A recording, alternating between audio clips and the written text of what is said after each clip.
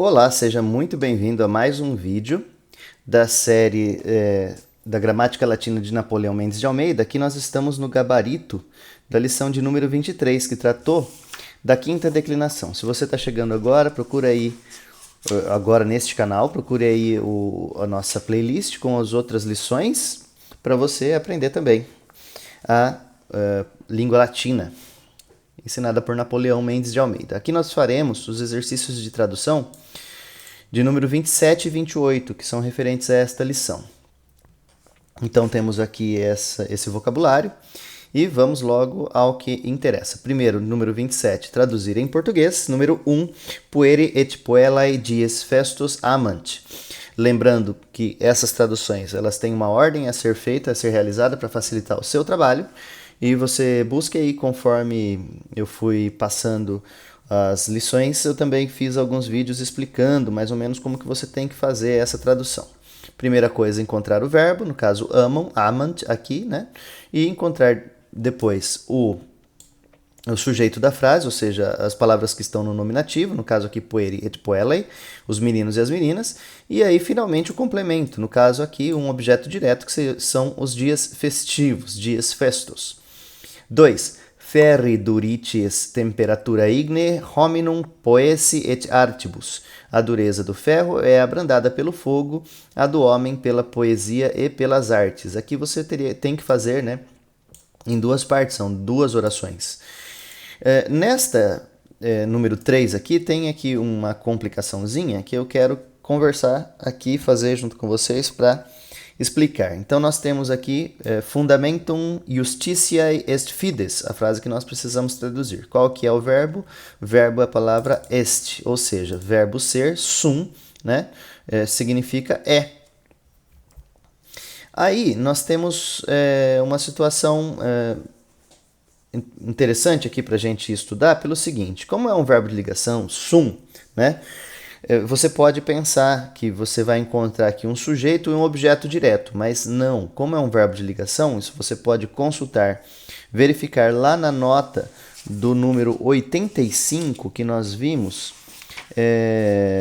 lá na lição 14, que diz o seguinte, que é para a gente não confundir que a palavra aí pode não estar no acusativo, provavelmente não está no acusativo. Por quê? O verbo sum, ele exige apenas um predicativo e nunca um objeto direto. Então você tem que encontrar aqui um predicativo. E o que acontece? No caso aqui nós temos duas palavras, fundamentum, né? Justitia e não, porque justitia a gente sabe que aqui ela está no plural, então não pode ser. Ou está no plural, ou é genitivo, então não pode ser. Mas nós temos fundamentum, que nós temos aqui no vocabulário fundamentum, que significa fundamento, pode ser ele, o sujeito da frase, está no nominativo aqui. Ou fides, que também, olha só, fides, fidei, que significa fidelidade e fé, que também pode estar no nominativo. Então temos duas palavras no nominativo. Qual que é o problema aqui?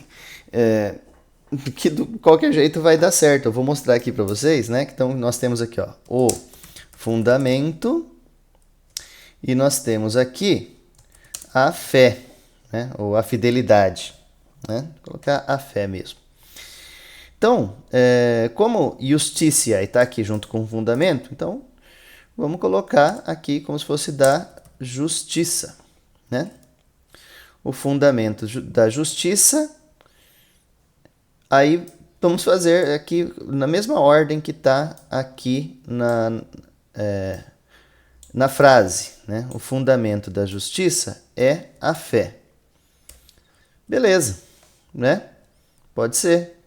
E se você fizer o contrário? A fé é o fundamento da justiça.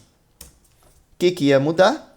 Nada. Então qualquer uma das duas formas está correta. Ok? Número 4. Fortuna est rerum domina. A sorte é senhora das coisas.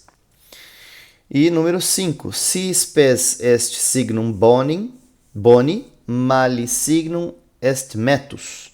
Se a esperança é sinal do bem, o sinal do mal é o medo. Também, da mesma forma que do número 2, tem que fazer as duas frases.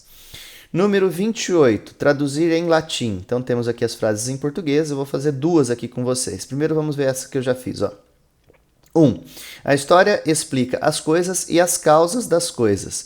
Historia rem et rerum causas explicat. Depois, aqui é importante você ver, ó, explica o que? Explica os objetos diretos aqui.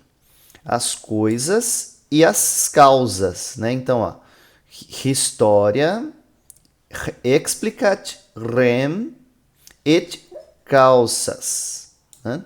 E aí esse rerum, né, das coisas, eu coloquei aqui, né? Normalmente vem antes, o genitivo vem antes da palavra que ele complementa aqui. Geralmente, não sempre. Número 2, suas esperanças são vãs, spes suae vanae sunt. Também poderia ficar spes suae sunt vanae, tanto faz.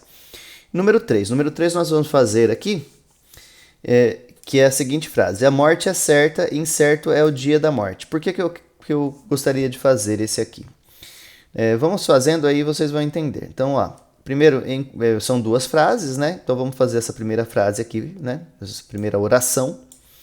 A morte é certa, verbo ser, verbo est. Quem é? Quem é a morte, né? Então encontramos aqui morte, mors, mortis. Então mors, né? Tá no nominativo. Mors é certa. Então vamos encontrar aqui também a palavra certa, certus, certa, certum, tá no feminino, né? Morte no feminino aqui, então precisa estar no feminino também. Então, mors certa est, sem qualquer problema. Agora, na sequência aqui, nós temos também, né, o est aqui, ó, incerto é. Só que aí nós temos incerto é o dia da morte. O que é incerto? O dia da morte, certo? Né? O dia. O que acontece? Que a palavra dia, conforme nós vemos, podemos encontrar lá no número 120, na nota 1, né? Na primeira nota, uma nota meio comprida e tal, que diz o seguinte, que dependendo do caso, dia pode ser uma palavra masculina ou feminina.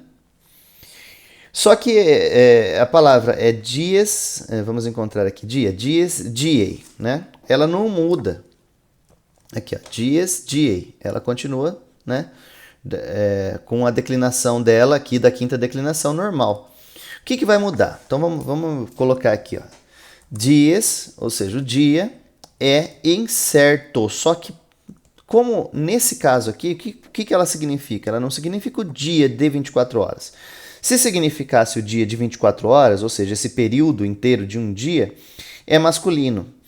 Mas, quando ele significa um prazo, um tempo, ou, vamos dizer assim, uma ocasião, como é o caso, o dia da morte é uma ocasião. Nesse caso, ela é uma palavra feminina. O que muda do fato dessa palavra ser uma palavra, então, feminina nesta frase? É que incerto, que seria o complemento dela, que seria o predicativo, né, desta frase, também vai ter que ir para o feminino. Olha só. Incertus, incerta, incertum. Como é feminino, vai ficar aqui como? Incertus? Não, porque seria masculino. Então tem que ficar incerta. Então, como que a gente pode colocar aqui? Ó? Incerta. Ok? Então, só faltou aqui da morte, o dia da morte, né? Morte. Mortis, dies mortis, incerta est. Ok? Então, incerta e não incertum. Incertus, perdão. Mors certa est, dies mortis incerta est.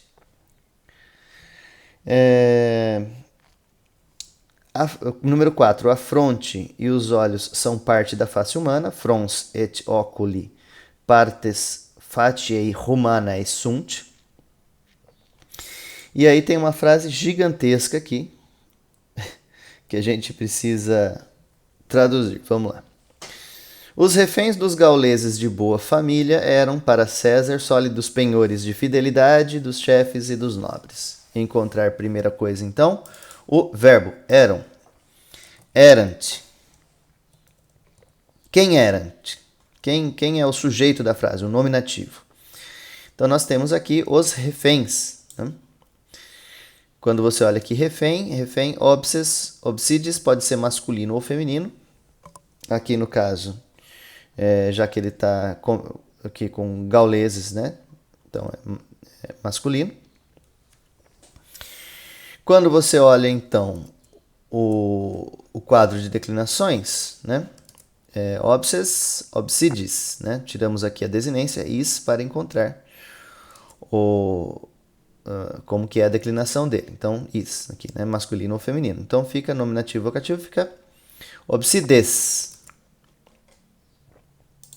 Então, obsides. Obsides erant. Os reféns eram. A gente vai colocar essa outra parte depois, né? Os genitivos aqui e tal. Para César, né? É um dativo. Então, nós precisamos encontrar aqui o complemento, né? Então, ou seja, tem que ver o que completa, o que os reféns eram. Aí continuamos aqui. Então, para César não é. Então, sólidos penhores. Então, encontramos, né? Os reféns eram sólidos penhores. Sólidos aqui vai ser um adjetivo, então, na verdade, né, eles vão ser penhores. Penhor, vamos lá. O que é penhor? Pignus. Pignus, pignoris. É uma palavra neutra. Não, a palavra neutra está no plural, aqui da terceira declinação, né? Pignus, pignoris. Quando você vem aqui no nominativo vocativo, né? Porque lembrando, né, ele não é um acusativo. Apesar de que aqui a gente vai escrever do mesmo jeito, né? Como é da terceira declinação, vai terminar com a, né? Como que você escreve aqui, então? Lembrando aqui, né?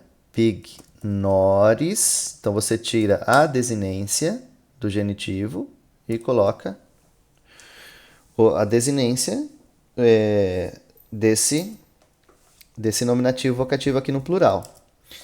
Né? Porque alguém poderia escrever aqui pigna, né? Mas não é desse jeito. Então obsides erant pignora.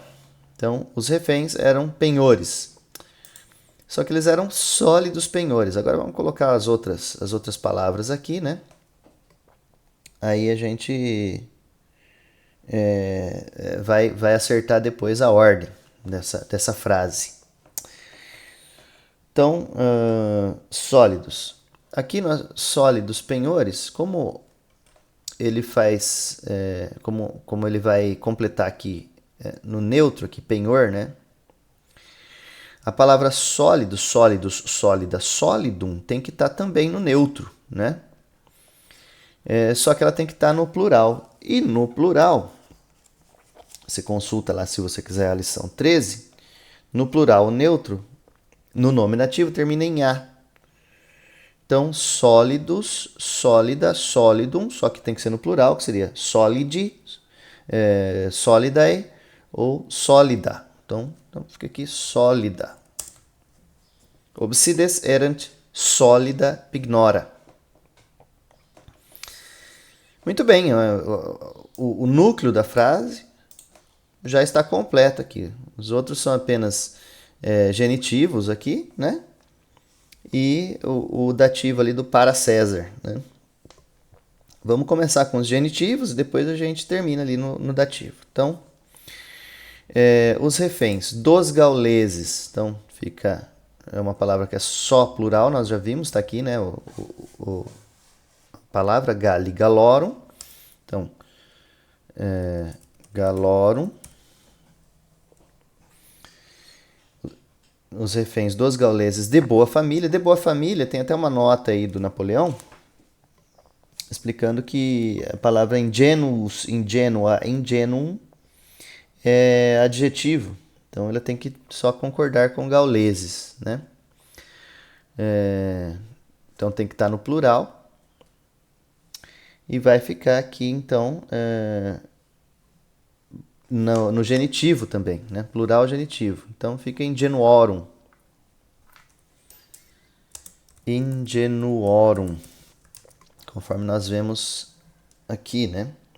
No masculino e feminino da segunda aqui, que seria como ela vai ser declinada. Então, obsides galorum ingenuorum erant solida pignora. Agora vamos então para aqui, sólidos penhores de fidelidade dos chefes e dos nobres. Então, de fidelidade, fidelidade, fides fidei, né? Fides fidei, aqui, né? Então, de fidelidade fidei mesmo, né? Fidei.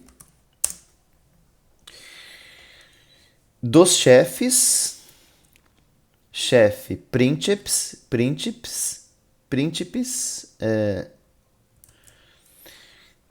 então nós temos aqui, ó, príncipes aqui, então fica principum. Alguém poderia perguntar assim, por que não fica principium? Bom, porque ela é uma palavra, se você lembrar, né, é um imparíssílabo com uma só consoante. Né, ela termina com uma só consoante, então fica só um. Se ela fosse parissílaba com duas consoantes, ficaria principium. Então fica principum.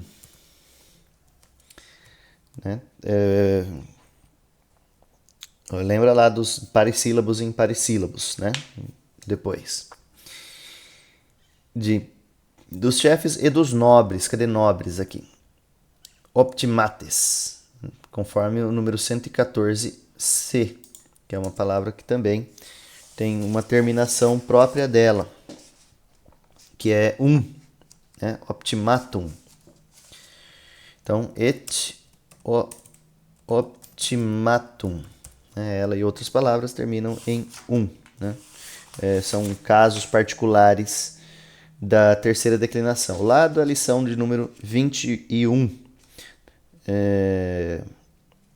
Também pode terminar como optimatium, né? Assim, acho que fica até mais bonito. Vou deixar desse jeito. Bom, só falta agora para César, né? Então vamos colocar aqui, erant. Para César, então é um dativo. César, Caesar, Caesaris, ou César, Cesaris. Então fica para César, vai ficar aqui Cesari. Né? Olha só, ela é da terceira declinação, masculino. No dativo termina em i. Então, vamos lá. Cesari, ou Caesari. Como você preferir. Bom, nós fizemos aqui a tradução de todas as palavras, só que agora a gente tem que colocar na ordem, né? A primeira coisa a se colocar na ordem aqui, então, aqui, ó, é que nesse caso aqui, ó, do obsites galorum ingenuorum, normalmente o genitivo vem antes da palavra que ele complementa, então nós vamos inverter aqui. Galorum ingenuorum obsides erant. Pular essa parte aqui do erant Cesari. E vamos para esse final aqui, porque esse final aqui tem uma coisa importantíssima. Que lá no número 80, né, na lição 13, nós temos uma regra que tem que ser seguida, que é a seguinte. Olha só. Primeiro, você tem que colocar o adjetivo, né? No caso aqui, o adjetivo é sólida mesmo. Então, sólidos penhores está aqui, ó, sólida pignora, né? Mas antes de colocar o substantivo, tem que colocar aqui na ordem os genitivos. Então, o fidei principium et optimatum, na verdade, vai ficar aqui, ó, entre o sólida e o pignora. Tá? Você volta lá na lição de número 13, no número 80, e veja essa parte da lição que ensina essa mudança aqui. Aí aqui pode ficar assim mesmo, mas eu acho que eu prefiro, né, que fique aqui, ó. Né? Eram para César, eram, né? Então ficaria, né? Claro que não precisa ficar exatamente assim.